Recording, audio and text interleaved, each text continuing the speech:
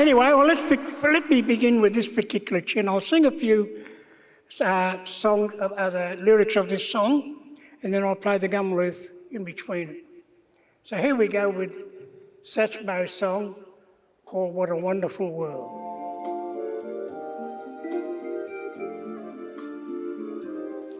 I see trees so green, red roses too. I see them bloom for me and you. And I think to myself, what a wonderful world. Woo! I see sky so grey, clouds are white, that bright, blessed day, and that dark, sacred night. And I think to myself, what a wonderful world.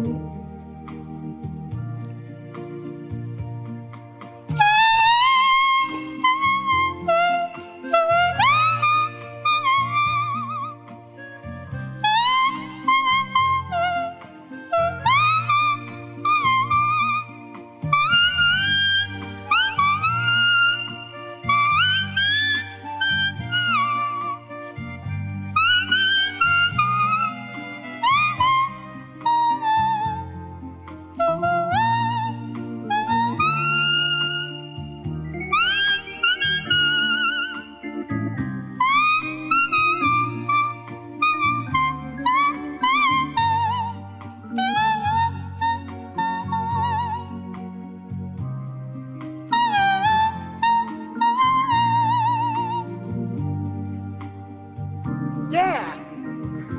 Oh, skies are gray, clouds are white, that bright, blessed day, and that dark, sacred night. And I think to myself, what a wonderful world. All the colors of the rainbow that shine brightly in the sky are also on the faces of children walking by. I see friends shaking hands, saying, how do you do? They're really saying, I love you. I hear babies cry, I watch them grow. They'll learn much more than we'll ever know. And I think to myself, what a wonderful world. Yeah.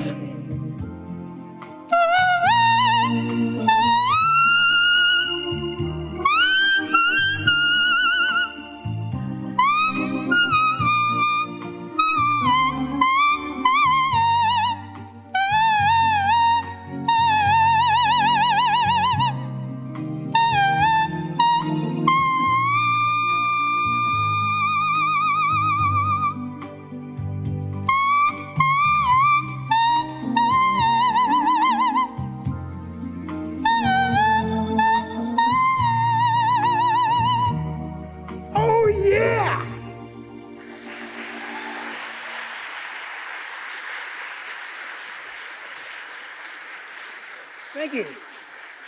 I'd just like to tell a little bit of thing about gum reef playing. I started just by observing.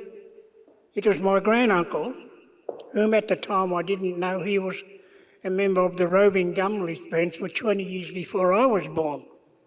But I saw him at 5 years of age, and I just heard this sound where I lived and where I grew up, a place called Numaralla. There was a sort of like a pit with us to build a highway that runs through from Torres to Numaralla, 4 miles. And at the same time, the railway station was getting built from Torres, which runs through to Munstalen, It's been closed since 1982. But I was a young kid, used to just play around in the bush like young kids would do, roaming around on weekends or whatever. And I heard this sound, and I knew it wasn't a bird. And it was my granduncle just leaning against a tree and just playing a few notes. Now, I'm just going to ad-lib on some of the sounds that he might have done.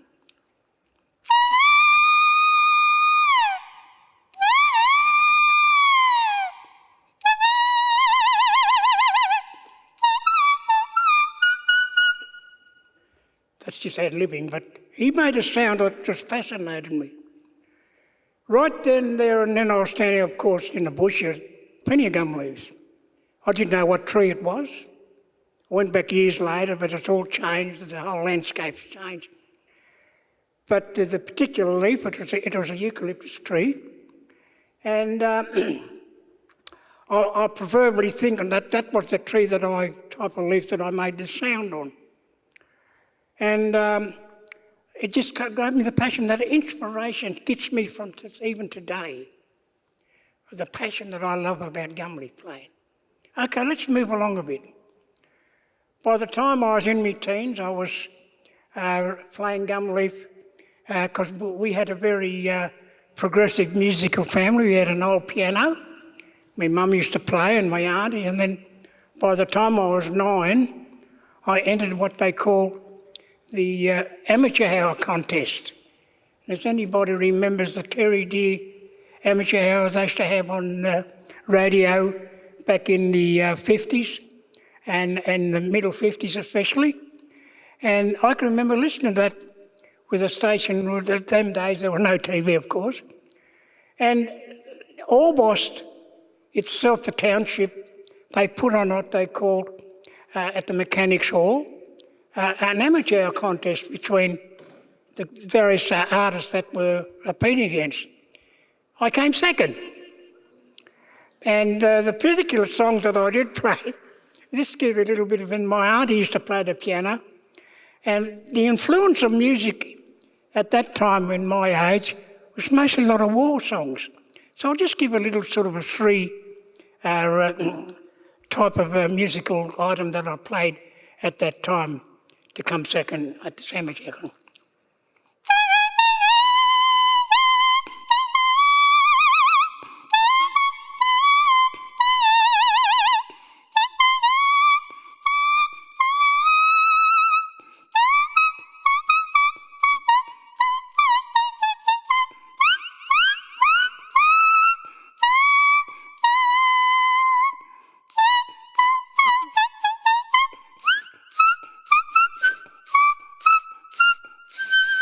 Now, I forgot the third song.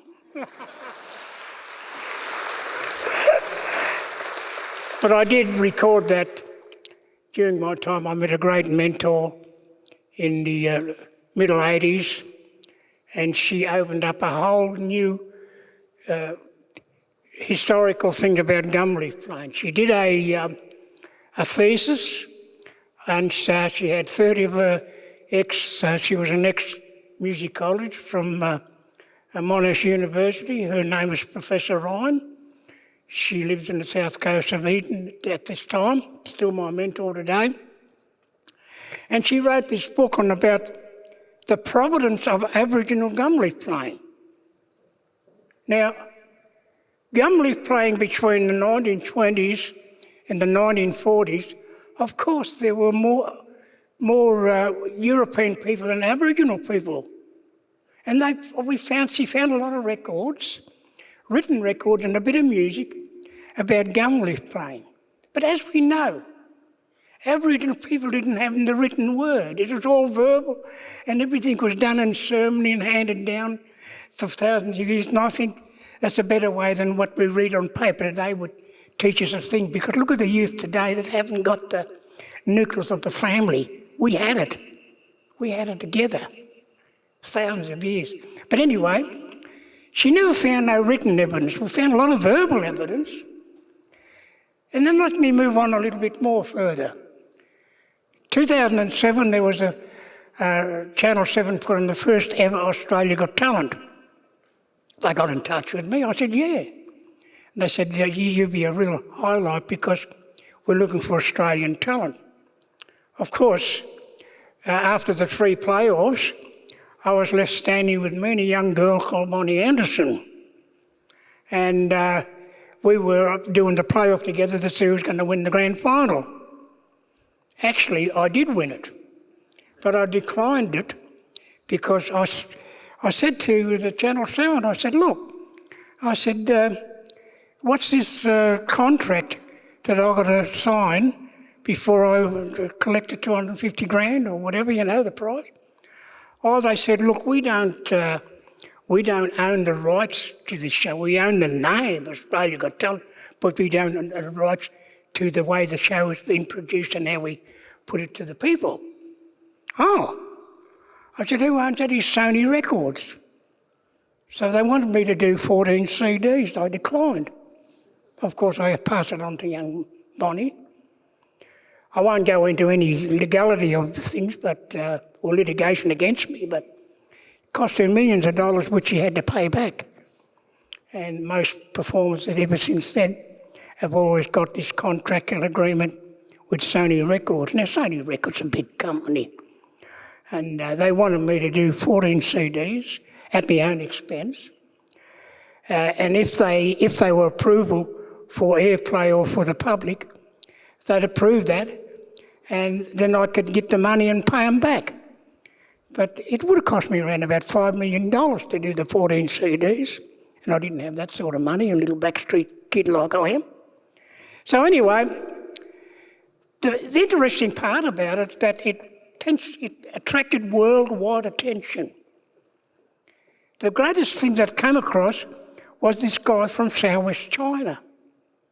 Now, at the time, I had a CD, which the mentor I was telling you about, the Dr. Robin Ryan, she helped me put together after she'd done the book on the provenance of trying to find the history of Gumleaf playing, where it come from.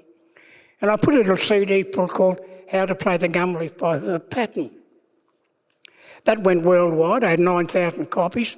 She was a very smart marketing person. She sent it to just about every university in the world, including China. And this guy from China got in touch with me. I forget his name. I call him Larry. He's got a Chinese sort of name that I can't pronounce. But anyway, he said, we've been playing the Gumleaf like you, he said, for 6,000 years. Well, I said, you could have come over in the gold rush in the 1840s and brought it to Aboriginal people. I don't know. I'm still doing the research on that, because most of the particular Aboriginal people are not alive today to give me the evidence of that. I can only assume that that could have happened, because the Chinese people did mingle more with Aboriginal people than the European at that time, before the immigration laws came in 1857. But anyway, they've been playing for 30-odd years.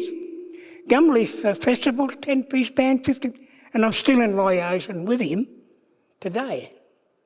It'd be wonderful if I had about 10-piece band here from the Chinese delegation to be playing, which I hope this dream will come true sooner or later, because I've worked up myself to be with the Academy of Music down in South Melbourne, and I've joined up to leave the legacy of Gumleaf playing like I'm doing now on all video, and you can sign up just like you want to play any musical instrument, which the Gumleaf will be part of that genre of music. Who knows? In years to come, we might have your grandchildren just as good as me, or have an assembly to play. And, Aboriginal music is so fascinating, with all the beautiful things that are happening from, especially today's flavour of songwriters and singers and entertainers. But look, I could go on and on about the history of things. You'll read it in my book in time to come. But I'll just play a couple of little tunes on just before I finish up, before the next person comes on. So I'll just play some of the famous little iconic tunes like Waltzing Matilda, just without music. I've got my little $50 kids mic here.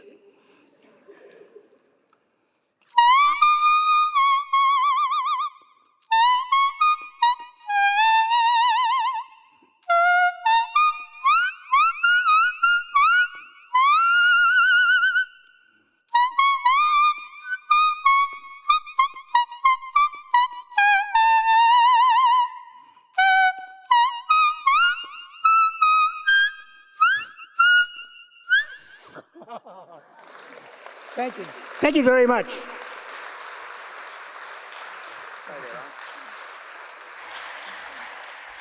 Ladies and gentlemen, Uncle Herb Patton. Another big round of applause.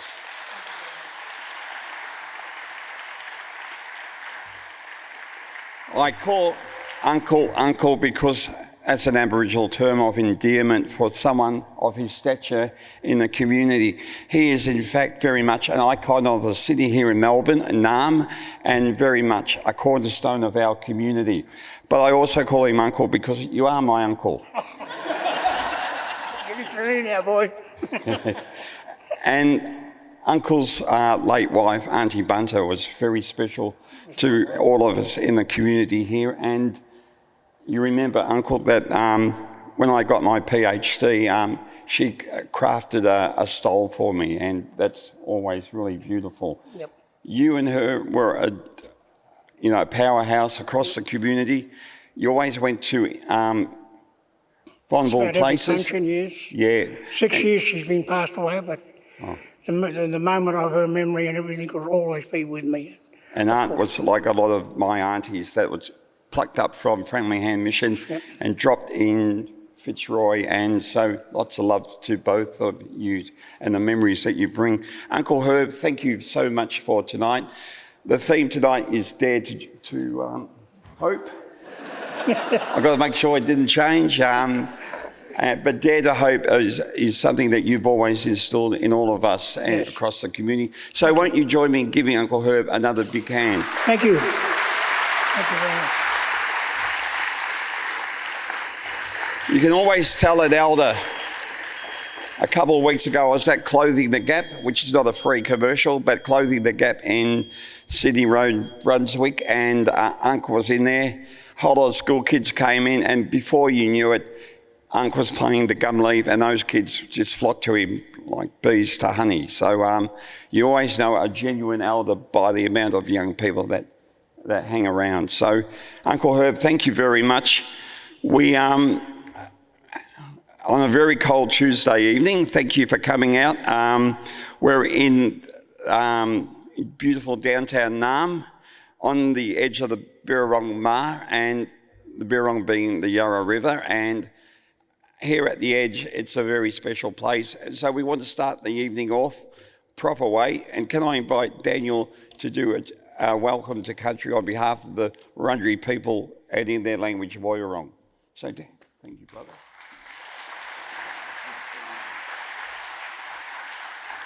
Thank you. Thank you, Uncle. That is phenomenal. I love pausing when I see you around and just reflecting. My name is Daniel Ross, and I'm a proud Wurundjeri man. And this looks like a safe space, so I'll share one of my biggest fears with you all, and that's a lectern. There's something about a lectern that people find solace and comfort behind. However, for me, it's a door, a barrier. How do I invite you into my ancestors' home, my elders' home, my home, with a barrier in front of me? And that's the way I view a lectern.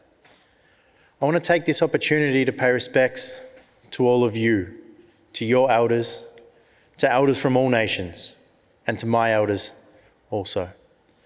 I want to share the stories of Bunjil, our creator. And Bunjil created everything we see, from the stars in the sky to the roots of the trees in the ground. And those roots of the trees intertwine through one another, sharing resources away from the Birrarung. Just as we heard Uncle Herb playing in Clothing the Gap and the young fellas rushing to him, just as we've shared knowledge from old to young through millennia. Bunjil taught us how to listen and how to care. But it's 2024. What does that mean? What does something from the very inception of time reflect on what we do now? And we're in a season called Porneet. And as you walk around, you'll see the wattles are in bloom. Please, I encourage you to pause and check in on your old people, your elders, my elders, because we know when the wattle blooms, we lose community.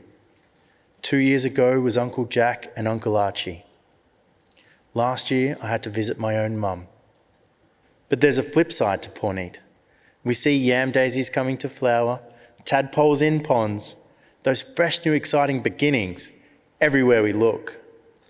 Behind me, we've heard about the Birrarung, the river that runs through country like the blood in our veins, providing life and resource. Just to my right, we have the MCG, which was once a place of song, dance, ceremony.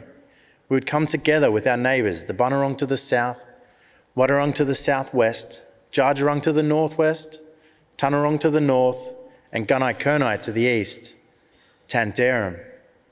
What a phenomenal thing to see. But 236 years ago, everything we knew would change. Now I'm undecided if it's for better or worse, but we're here collectively as one. They were home, but we were forced off what was home to places like Bolam and Billabong, and then they established this place known as Corranderk. Now Corranderk was one of the most profitable reserves of its day. However, the mission, we weren't allowed to speak our native tongue. We were forced to read and write English before we'd be forwarded a meal or a paycheck. So for those of you joining us today that speak a language other than English, I implore you to teach future generations, because losing language is an absolute travesty to the fabric and identity of who we all are, a vessel of culture. At the mission, at Corranderk, Uncle Billaballeri was our headman, our Nurrungetta, and he walked from what we call Healesville right down to Naarm to negotiate our first treaty. It was 12 axes, a few bags of rice, and a couple of blankets. But the Crown ripped it up. Us natives weren't worth that much. But on that journey, he had two little fellas. There's a theme here between old and young. Those two little fellas were Uncle Simon Wonga and Uncle William Barak. And if you visit the shrine and look towards Carlton, you'll see Uncle Barak's face standing over 30 stories tall, still overlooking home today. And they advocated tirelessly, not just for First Nations, but for Victorians as a whole. They knew the knowledge they had to pass down would benefit generations well beyond their tenure. Uncle Barak holds a special place in my heart. He gave my great-grandmother the tribal name, Bulum. And if I take you back about 8 weeks, it doesn't even feel like July, right? But there was an abundance of little white butterflies everywhere. Gentle, caring, and nurturing. Nam was instrumental in opening the first health service for Aboriginal people right here in Victoria. 1967, we had a referendum and we voted Aboriginal people a human.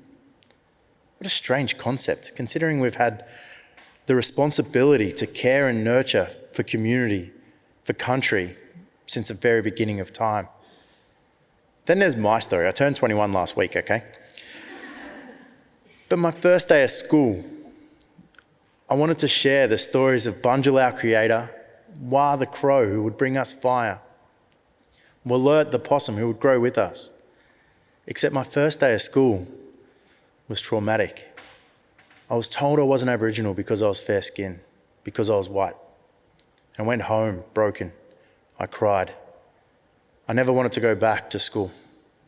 And my grandfather sat me down and brought me back to Bunjil's law. And it drove home that notion of how we listen, how we care, how we come together collectively as one. And then a couple of years later, lucky I'm 21, my children started school.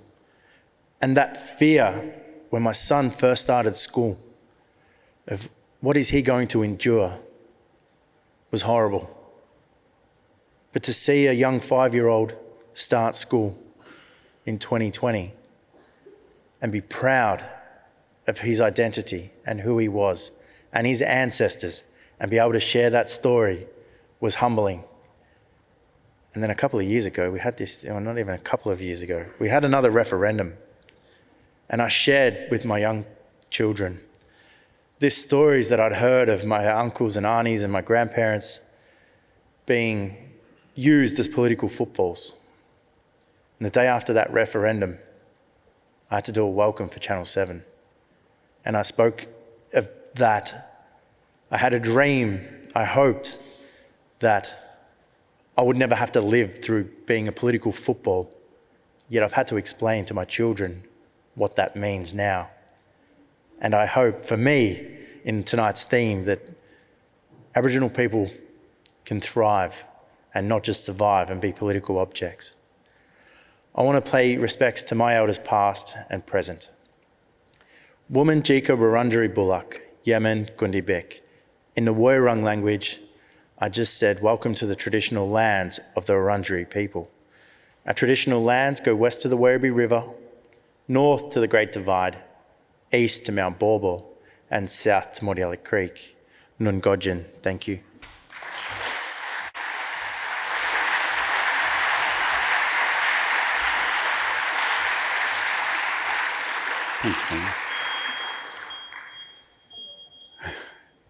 Thanks, Daniel. And thank you for that welcome to country. And can I say that I declare that I bring the respect of my ancestors and the compliments of my elders to this gathering tonight. And thank you for the permission to talk on your country. And lots of love to all the families that make up your nation and the great work that you do as traditional owners of this land. My name's Mark Rose. I'll be your MC tonight, and it's often someone said the other day, never get between Mark and a microphone, so it's dangerous. But it's really great to have you here tonight, and you're very welcome. We've got people from a number of places. I might just mention a couple of them before we invite Ian to come up. Ian, I'd like to welcome you to this gathering, Vice-Chancellor of Deakin University. Liz Johnson, Senior Deputy Vice, esteemed, significant. Liz is my boss. We might do Deakin Achieve a bit later on, Liz, all right? Liz, no, it's great to have you here, and thank you for your support. Members of our University Council here, members of Ian's Indigenous Advisory Council, colleagues, community and countrymen and family. I better mention that. Hi, honey, how you going? Good to have you out. How are the grandkids? They're good? Yeah, great. I want to mention senior management of Deakin University, executive deans and senior leaders across the university for the great work that we all do in educating the nation. And I also want to mention a call out to Tanya's colleagues from the AFL who are here. So a big hi to you. To Aboriginal control community organisations that are here, ACOs, we'll go through all the acronyms, people from the Education Department, senior leaders there, and people who work in the Indigenous space, so thank you for your work. People from the Justice Department, people from Yurruk Truth-Telling Commission, Aboriginal Victoria, VAI, I better mention that or I'll be in trouble, Naikiri, and alumni and fellow travellers, welcome to this evening along the river on the edge and at the edge. And we know back in the days that we as Aboriginal people would go to the boundaries to share knowledge because that was common ground. And while there's likely to be another US president that wanted to put a wall up at the boundaries, that's where you go and share and invite people into space. So it's great, Tanya, it's great to have you here. Ian's going to introduce you in one moment, but it's such a huge to see you. We spend a lot of time together in different settings. We're in a meeting on Friday, so we might discuss the agenda now or we'll put that off. But Tanya, I met you for the first time when you were a very young person on a leadership group in Canberra, and there were people who were there, Yedika Paulson, Grant and Mark, and Tim Goodwin. And Tanya, you were just a star as a young person, and you've gone out and you've lightened up the whole country with your cultural integrity and your brilliance. And it's great to have you here tonight. So, but I'll come back and say a few words and a bit later on. It's my honour now to invite Ian up to the lectern, the Vice-Chancellor of Deakin University. Ian.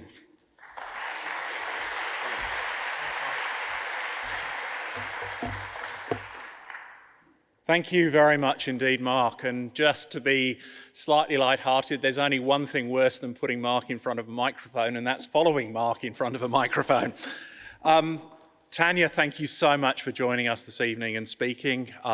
Thanks to Uncle Herb Patton, and particularly thanks to Daniel for that really moving welcome to your country, which is a very special place, and you speaking from the heart meant a great deal. I won't repeat Mark's welcomes and introductions. I couldn't do it anywhere near as well, but I do, on behalf of the entire university community, welcome you here tonight. About 9 months ago, and it seems a lot longer than 9 months ago, Australians voted on a proposal to alter the Constitution to recognise the First Peoples of Australia by establishing an Aboriginal and Torres Strait Islander voice. We know the outcome. It was a nation-defining moment. There was great hope that didn't quite work. But in the words of Mark Rose, abiding self-determination does not come from the polling booth, but from liberal education, the kind cultivated at Deakin University. Addressing unfinished business through education is our business as a university. The theme of this year's Deakin University Indigenous Oration, Dare to Hope, expresses the need for all of us to continue working together for and with Aboriginal and Torres Strait Islander peoples on the unfinished business of reconciliation. Above all, reconciliation is a statement of national maturity. Joining with Indigenous communities in raising the voice and influence of Aboriginal and Torres Strait Islander peoples is an essential part of building an inclusive future for Australia. Indigenous knowledges inform all our futures. Our strategic plan, Deakin 2030 Ideas to Impact, demonstrates our commitment to ensuring Indigenous knowledges are widely recognised in Australian life and culture, and that our endeavours reflect the nation's full, and I use the word full very deliberately at this point, history, and seek to build an inclusive future. Stemming from that, our Indigenous strategy guides our actions to make this aspiration a reality, something Mark has taken to heart. Driven by his dedication and passion, it builds on the 3.5 decades that Deakin has been committed to providing a world-class education for First Nations peoples. It also reiterates the university's absolute commitment to reconciliation, treaty, truth-telling, and advancing the aspiration of Aboriginal and Torres Strait Islanders. Today marks our third Deakin University Indigenous Oration, and in 3 years it's already become a critically important milestone in the university calendar. Much anticipated, much loved, because it's provoking, it's challenging, it makes us think all the things that a great university should do.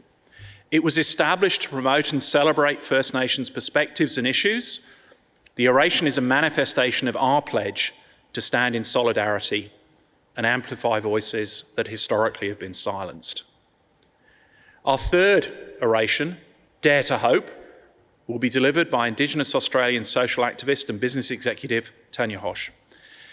The General Manager of Inclusion and Social Policy at the Australian Football League, Tanya has a distinguished history in policy, advocacy and governance, and has been campaigning for constitutional recognition for more than a decade.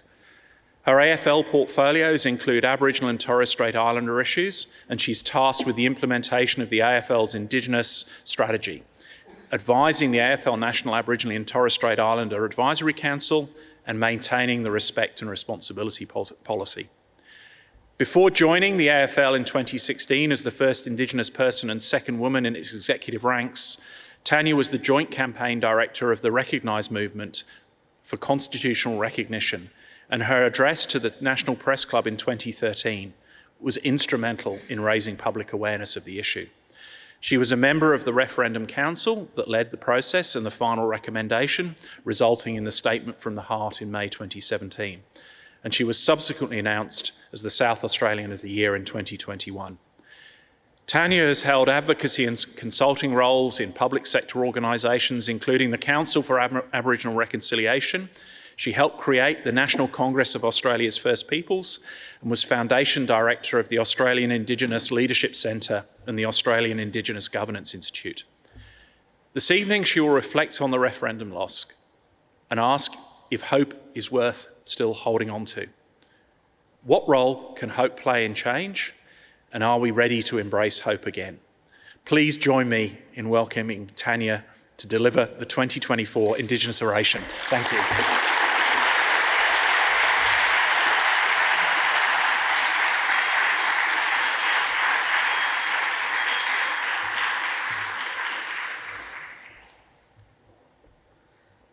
Hey, how are you?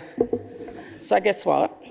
I've got this printed speech without the last 2 pages. So laptop, that's nearly flat. So we could just wrap it up here because Uncle Herb was great, Mark was great. Daniel, I was so moved by your welcome. Thank you, really, very beautiful. I want to acknowledge the traditional owners and recognise, Daniel, you and your people and history of leadership and stewardship, wisdom, advocacy, and for always remaining present.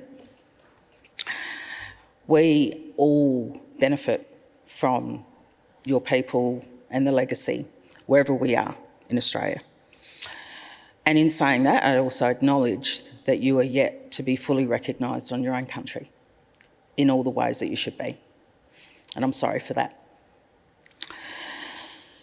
It was early this year that Professor Mark Rose called and asked me to consider giving the Deakin Oration, which I was quite surprised about since I'm on ANU Council. I just thought I'd get that in early. And 2023 was not an ordinary year for our country, and it wasn't an ordinary year for me. And although I had no plans to give an oration this year, deep down I knew that there were things that I wanted to say. Professor Mark is someone I have admired for many, many years. Did you notice how when he said he's known me from being a young woman, and he said a long, long time? Thanks for that.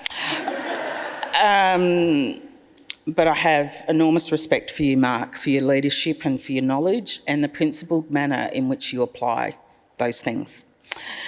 My respect and fondness for you is the reason that I said yes tonight. So if you don't like it, if you're disappointed at the end, tell him. The title of my address tonight is Dare to Hope.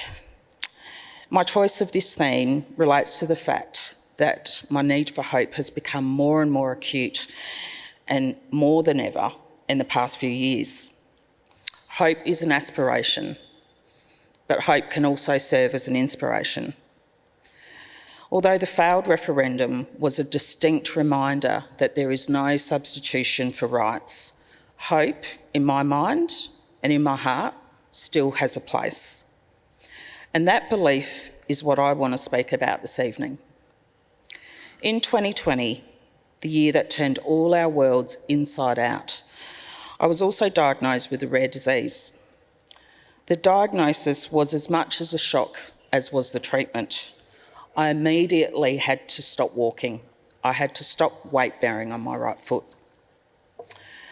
Battling with not walking and battling infection was only the beginning. I did a lot of hoping and praying during this time. And ultimately, following 6 surgeries, countless months in wheelchairs, on knee scooters and in moon boots, none of these efforts did the trick. And in the end, it resulted in a lower right leg amputation for me on the 11th of August last year. This final measure came suddenly and unexpectedly, and my hope was shaken and severely tested. One of my favourite quotes by one of my favourite thinkers is James Baldwin, the American writer and activist. And he wrote, "You know, it's not the world that was my oppressor, because what the world does to you, if the world does it to you long enough and effectively enough, you begin to do to yourself." I see truth in that statement. It's part of my truth and the truth of many people who've been oppressed. I believe one of Australia's building blocks towards addressing oppression of Aboriginal and Torres Strait Islander peoples is the Uluru Statement of the Heart. And in case you are unfamiliar, the statement called for voice, treaty, truth. The statement elegantly wove these 3 points together. In whichever order you see them fitting together, they all bring the opportunity to reset the relationship between First Peoples and all other Australians. The 2023 referendum loss is still being felt by many Australians. Reflecting on this loss, I had to ask myself, is hope still worth holding on to? What role can hope play in change, and are we ready to embrace hope again? In my mind, I've realised that we must maintain hope. And as I think most of us can relate, what is in our mind is often easier thought than it is done. The referendum was a once-in-a-generation opportunity to unite us as a nation, to fill the aching hole in the Constitution that remains silent about the peoples and cultures that have always been here. Just think about that for a second. Can you believe it? It's 2024. The highest legal document in the country says nothing about us. And it was such a modest change. An ongoing advisory committee with no power other than to ensure a place for Aboriginal and Torres Strait Islander people to be heard on matters that affect us. What we know as a result of the vote, at least 6 million Australians voted yes. I had hoped for more, many more. I hoped Australia would seek to correct the massive oversight in our Constitution with a gesture that would enable a basic inclusion, one that would be secure throughout the whim of any government or political leader. The entire process of the referendum and what brought us to that momentous opportunity was not without hope. From the establishment of the expert panel that consulted Australia to draw on our hopes for change in the Constitution, to the innovative awareness campaign of the Recognise movement, to the careful construction of an Indigenous-led consultation process designed by the Referendum Council, to the beautifully written and purposeful Uluru Statement of the Heart.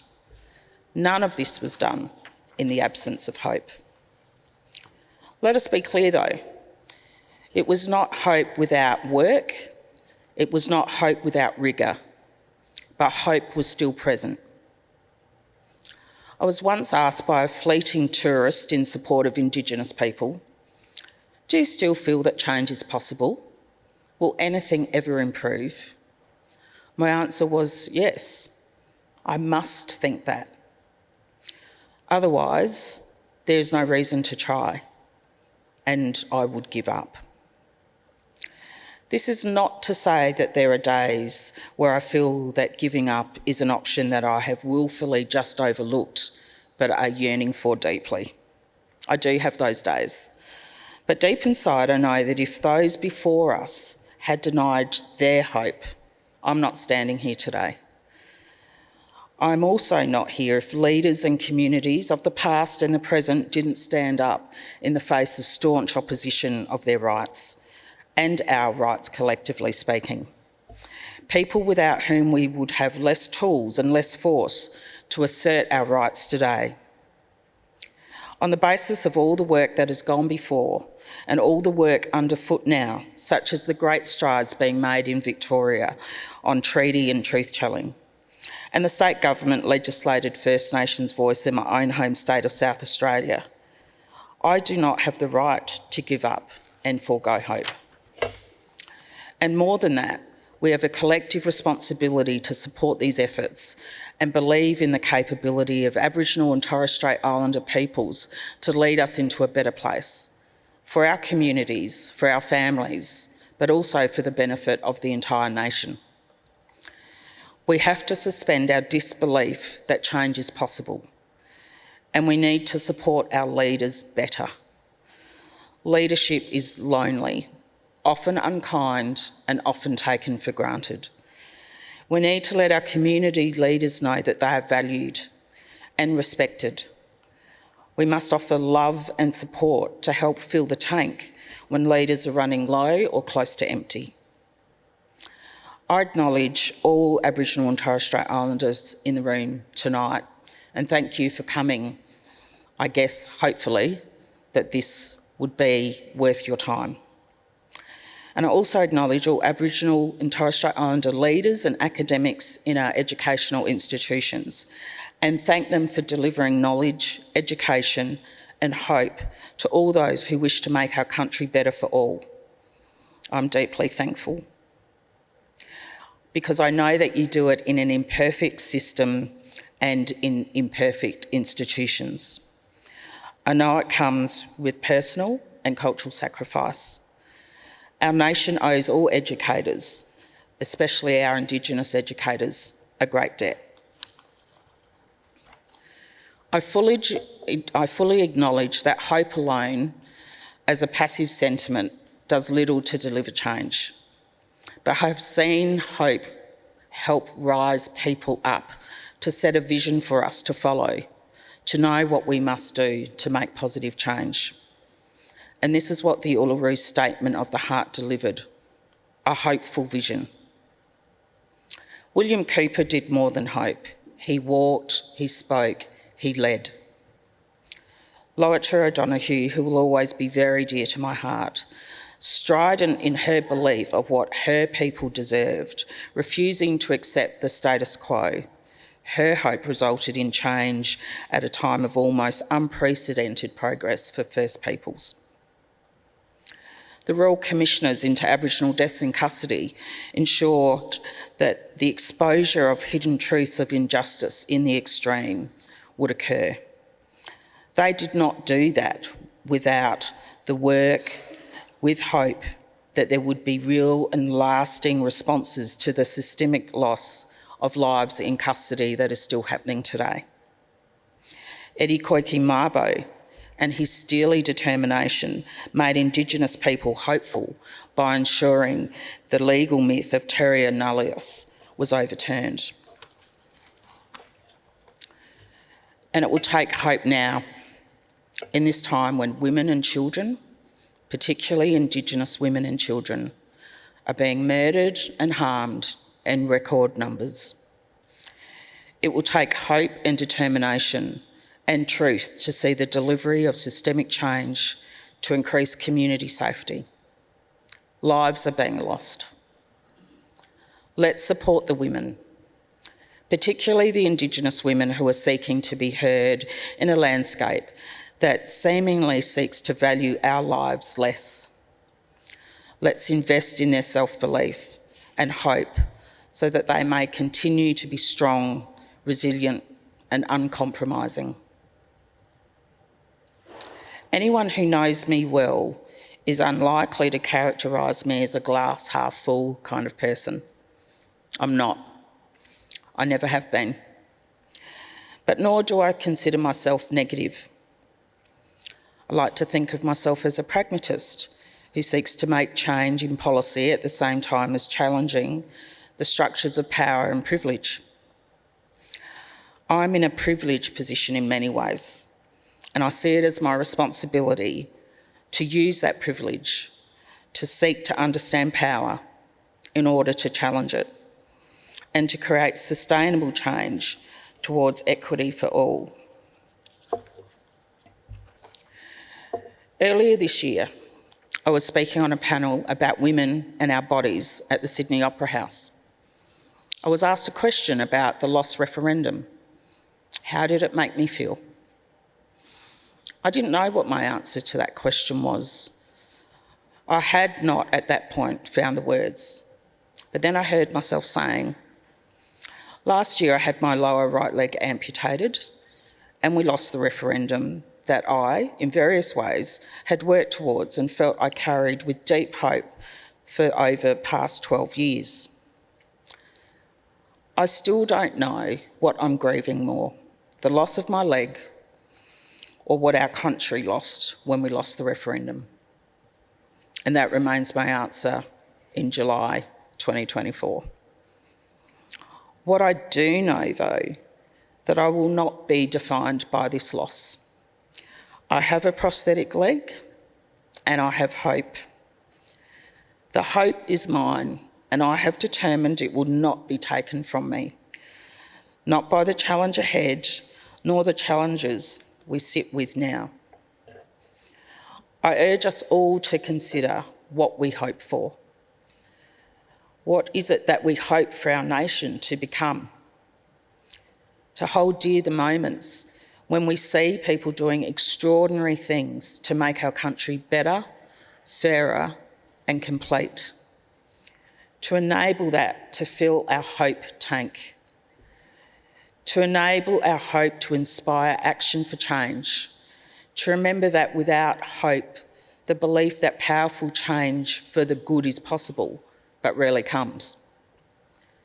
I honour the campaigners and volunteers of the 2023 referendum campaign for Yes.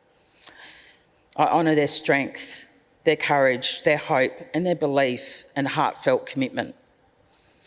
I'm grateful that we as a nation had the chance to try, to remember that we can bring people together when we commit to doing so. I shared a quote by James Baldwin earlier, and I'm about to share another quote by another American legend, which may seem out of place in the context of this speech. But the reason I'm doing so is because what is taking place in America right now has been and will continue to drive people like me to despair.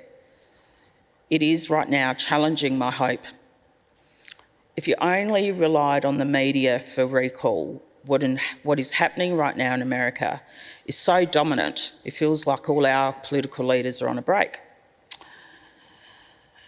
Despite my dismay at what is happening in the States right now, these quotes raise my belief in the good, the grand and the great, that they have always and will always exist in America, in Australia and across the world.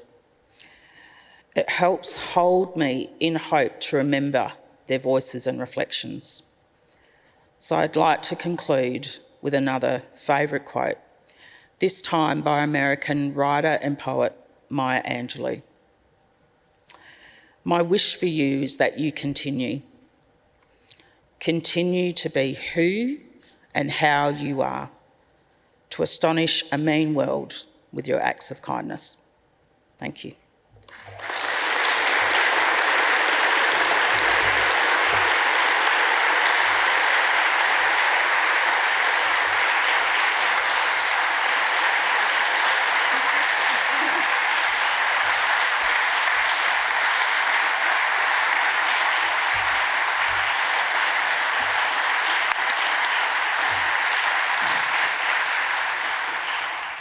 Thank you, Tanya, for your heartfelt and inspiring words.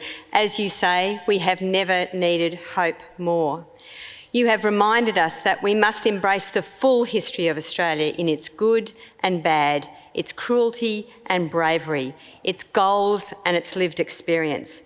We must not just dream, but actively work towards a better Australia, one that celebrates all its people and especially that very precious thing, the oldest living culture in the world and its peoples.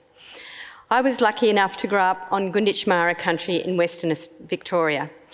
I was largely ignorant of its true history as a youngster, but I am very lucky that in my lifetime, the culture and achievements of the Gunditjmara have become recognised and celebrated.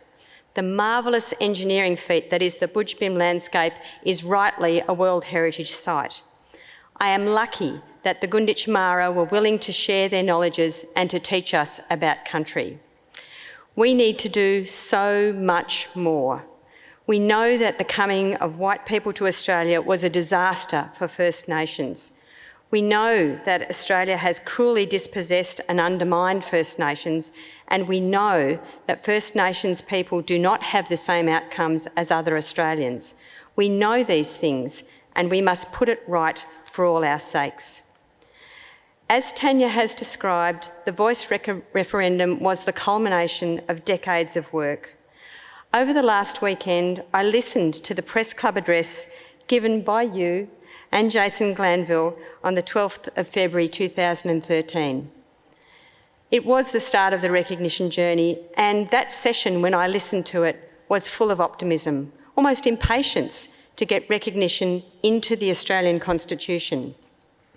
The Parliament had just given bipartisan support to its Aboriginal and Torres Strait Islander People's Recognition Act, which made the commitment to referendum. It sounded like there was hope in the air.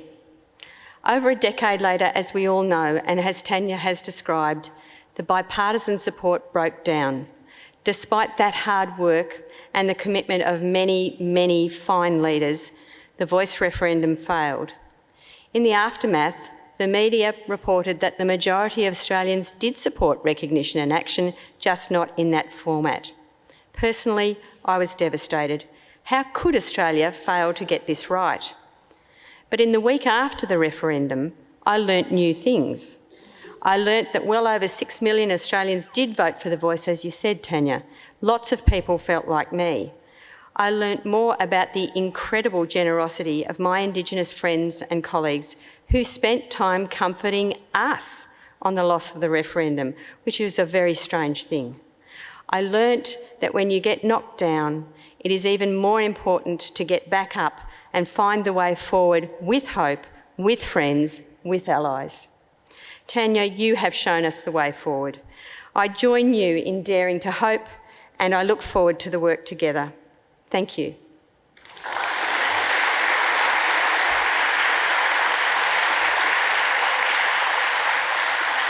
Before you go, we have a small gift to recognise this event and thank you on behalf of us all for your leadership and your continued inspiration. This mulga, and I'm sure I won't get the pronunciation right, of Budja, the platypus, was created by Indigenous artist Mick Harding. Thank you, Tanya.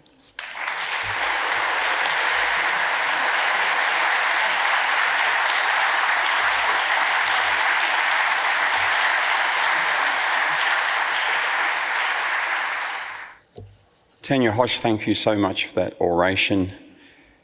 Dare to hope.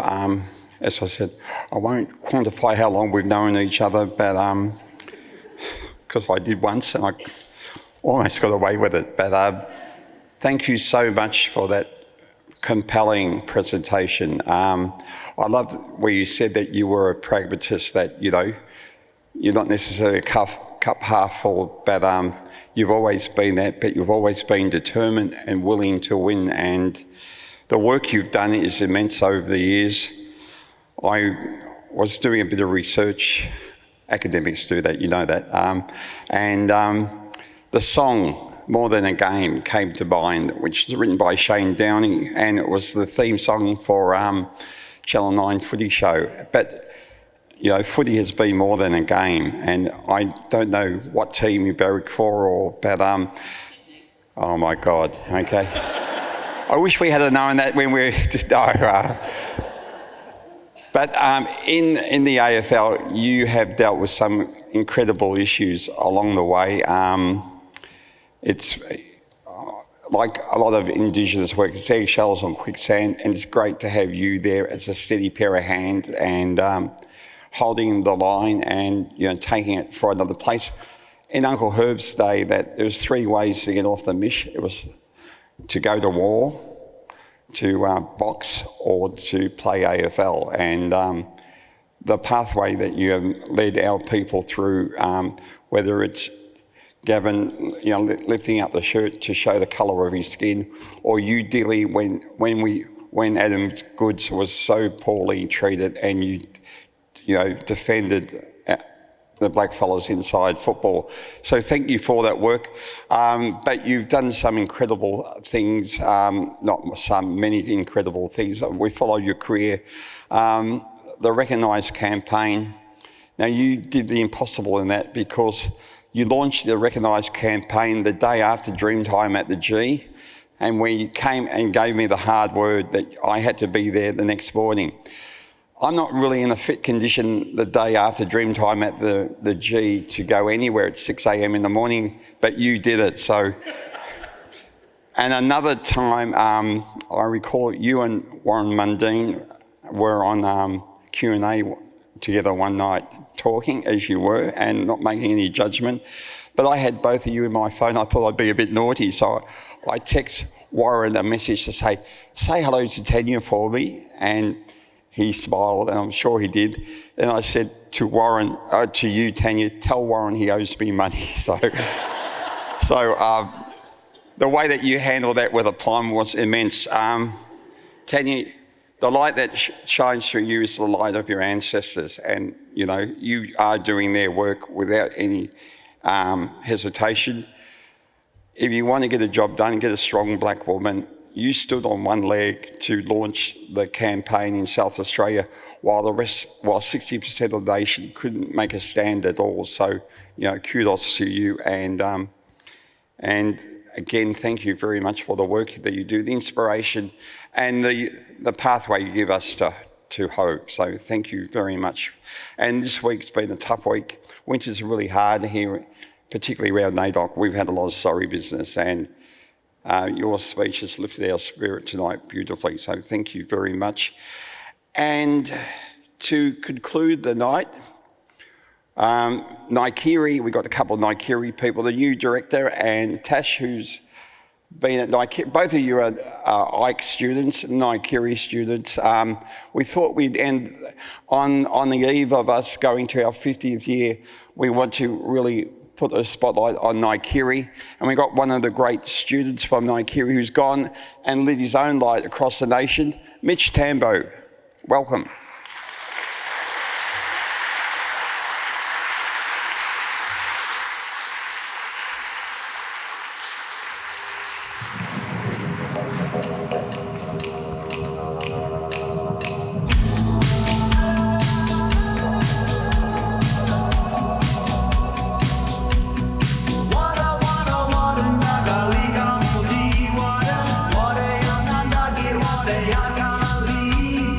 Nale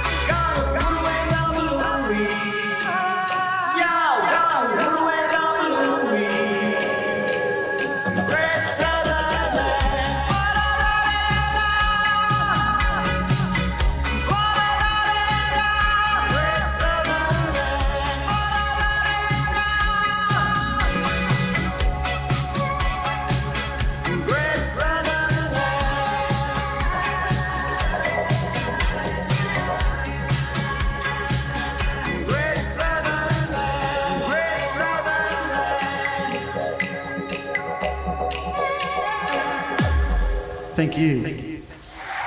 Thank you. Can I just say, after being underneath you all, hidden away, and hearing all such serious conversation, it was really hard to just walk out here and rock out.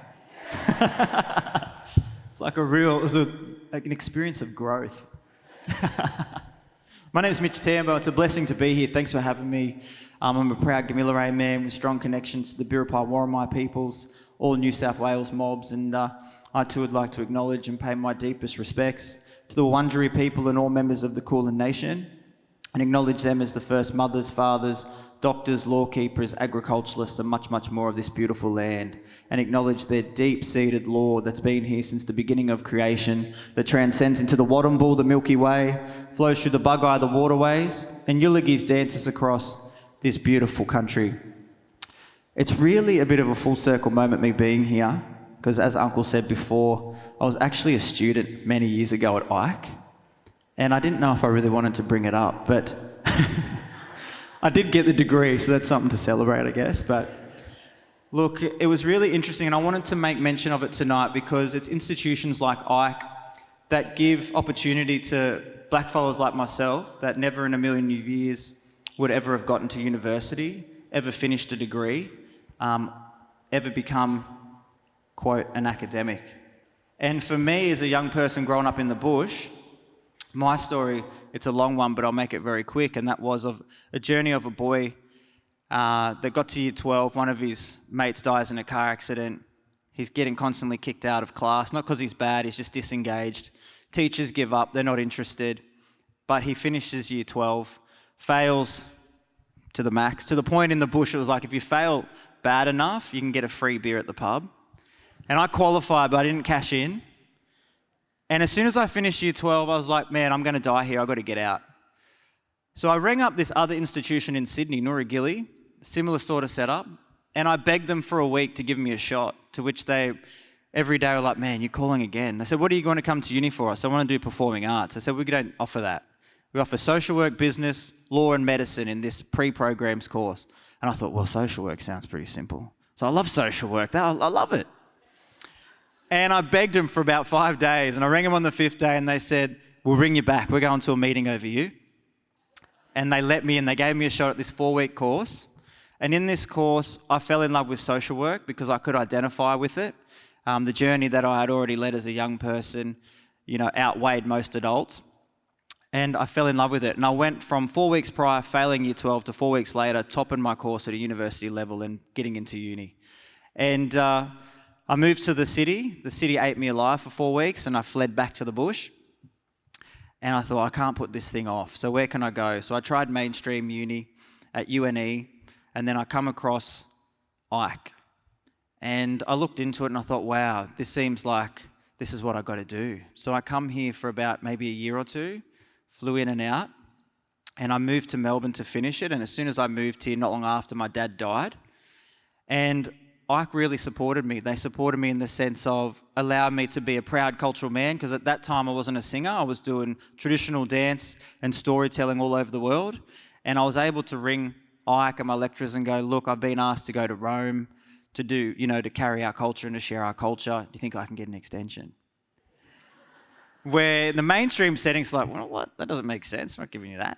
But Ike, like, we want to support you because we can see what you're doing here, and we can see as a young person you're carrying that fire forward. So we're going to support you. And if you need a hand with financially, we're going to look at how we can obtain you some grants so you can continue to carry on culture. And they were able to support me through my sorry business with my dad and allow me to just take my time and get me across the finish line. Where, in my opinion, anywhere else, I just think I would have fallen by the wayside and become another statistic. And many years later, when I ended up on TV, one of my best mates, a brother boy who I met in Sydney, he got in for medicine. He rang me and he said, I seen you on the TV, brother, I'm really happy for you and you make it all our mob proud. And I rang him and I said, I love you, I hope you're a doctor, my brother, and life's turned out well for you. And he said, man, I become a doctor, I saved many lives, but I'm a rage and ice addict. I'm living out of a backpackers and I've lost everything. And we had this amazing conversation because we loved each other dearly, and we come to a crossroad when I come down here and I lost my dad, because I was like, things are getting out of control for me too. And I said to him, bros, don't call me anymore because things are too crazy. And he rang me and we had this conversation, and at the end he said, man, I understand why you went to Melbourne and you went to Ike and you went that way, because we were at a crossroad and I went right and you went left, and look where you've wound up and look where I am. And we told each other we loved each other dearly, and 4 weeks later I was given his eulogy at his funeral. And it made me think, it really is institutions like Ike, other institutions around the nation that aren't just blackfella labelled, but a blackfella at the heart, and really want to look after our mob. And not in the sense of just obtaining millions of dollars of funding and making corporations look amazing, but to break cycle, stigma, stereotype, and most importantly, statistics. Because I could have been in that coffin with him. But fortunately, through all my grief and my pain and sorrow and the trials and tribulations in life, I was able to come down here and be nurtured, supported, and pushed to finish my degree, not in a Western unempathetic way, but in a very empathetic and a very nurturing and supportive way where, to this day, no matter where I go, whatever the stages are around the world, I've been blessed to play on some of the most advanced stages in Dubai and everywhere. But one of my greatest achievements in my life outside of my family and daughters is being able to push through and obtain a degree. And I would never have been able to do that without Ike. So it's a real blessing to be here. Thank you very much for having me. Yeah.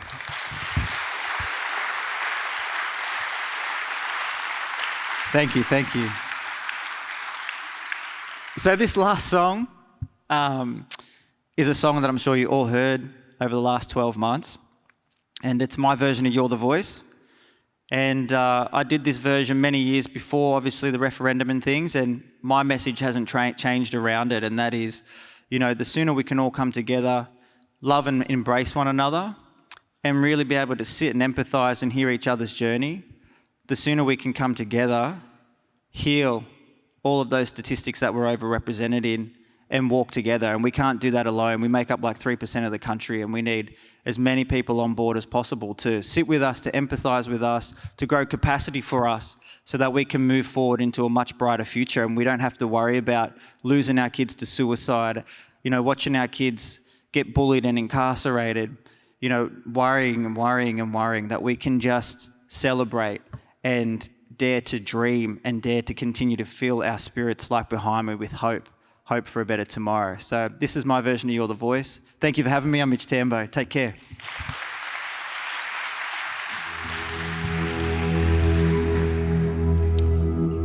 There's a real spirit in this land. Our ancestors have walked over this land since the beginning of creation,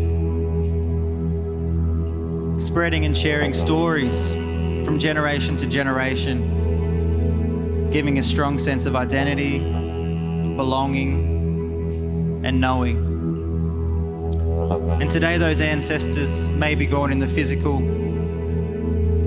We feel them and see them throughout the spirit. When we look to the sky and we see Bunjil, the mighty Malian, we know they're protecting us. When we hear the laugh of Gugugagar, the Kookaburra, we feel their joy. When we see the mighty chest of the Bunda, the kangaroo, we feel their strength. And when we look to the stars, we know that we're never alone, that they're always with us.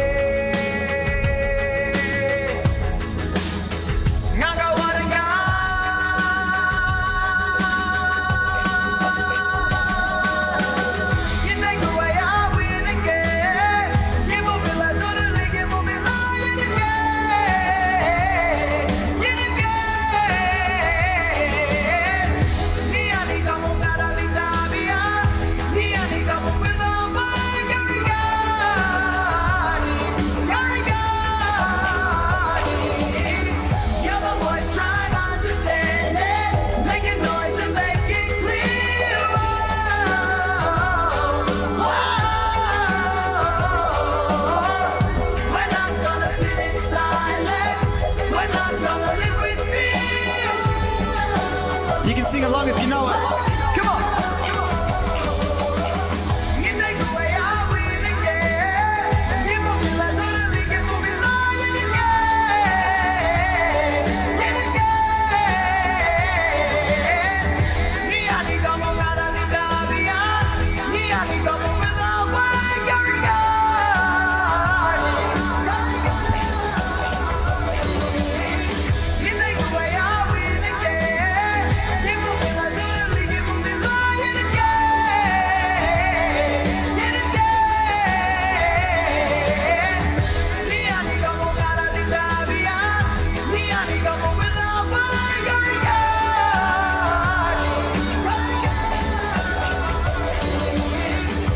You're the voice, I'm the voice.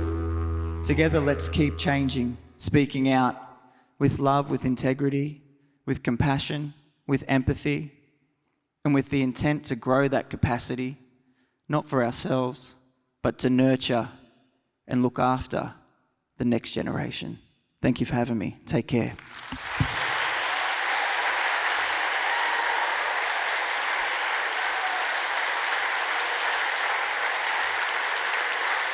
Ladies and gentlemen, worldwide entertainer and ex-Ike student Mitch Tambo. Another big round of applause.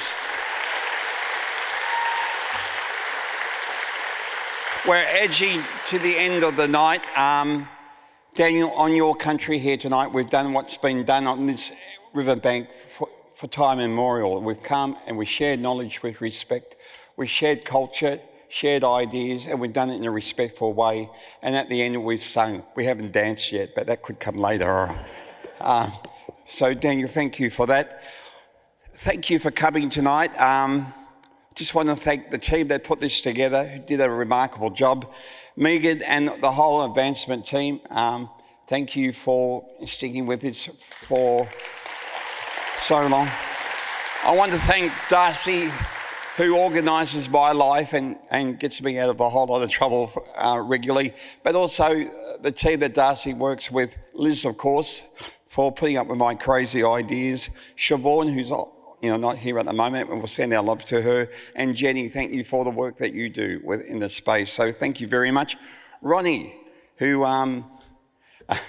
is a testament to Carmen Curlers, so stand up, Ronnie, from the Office of Indigenous Strategy. And of course, Kylie's not here tonight. And I want to thank the whole team for putting this together. And thank you for coming out tonight. I think we've hit the high note again. I know we have. This third oration, the orations get better and better. And Tanya, thank you so much for your teaching us to hope again. It's and the words of Mitch at the end of the night, let's get out there and be the voice, Let's go and grab that voice. Don't wait to be given to it. Grab it, seize it, and move with it. Be audacious, be daring, and, we'll change the history of this country. So thank you very much. And to everyone else, thank you for coming tonight. We're representing a whole lot of organisations here tonight, so thank you for coming out. And may the ancestral spirits that got you here safe tonight get you home just as safe. Much love, everyone. Thank you for coming to the third Indigenous Oration. Oh, there is a hashtag place, isn't there, Megan? Hashtag Deakin Indigenous Oration. It might be a bit late. People might be asleep. But put it anyway. And apparently there's another oration at another place called Melbourne University. Make sure you don't hashtag them and say how good this was, all right?